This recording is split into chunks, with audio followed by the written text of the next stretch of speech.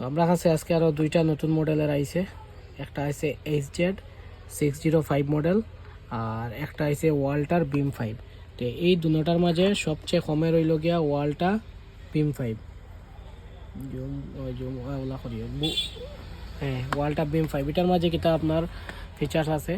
এটা 60 watt LED output আছে আর 7 bright SMD আছে। 3 থেকে 4 ঘন্টা ওয়ার্কিং চলবো। তো 3 থেকে 4 ঘন্টা স্বাভাবিক চলতো না ফুল চার্জ দিলে। তো 3 থেকে 4 ঘন্টা না হইলে মনে করেন 2 ঘন্টা তো অ্যাটলিস্ট চলবেই।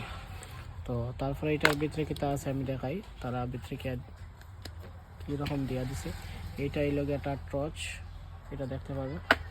এটার ভিতরে এইটা এই লগে আপনার এখানে চার্জিং, আর এটা হইল গিয়ে মেইন সুইচটা তার আলোটা এইরকম যাইব, এইরকম জুম ইন, এইরকম জুমটা হইব, ওই zoom out, zoom in zoom out.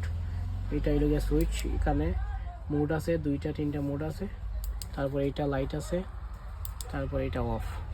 তারপরে এখানে আমরা চার্জিং পোর্ট আছে, যেখানে চার্জ করা হয়, চার্জিং পোর্ট। তারপরে এটা হইল গিয়ে হোল বডি তার ওয়াল্টা বিম 5 এখানে লেখা আছে। আর তো এখানে চার্জিং সকেট দিয়ে দিলাম পয়েন্ট। এটা এরকম জুম আউট জুম ইন হইব, zoom out zoom in toss অতটুকু। ওইটা কম বাজেটের মধ্যে আছে, এটা 4 to 450 ভিতরে আছে টস।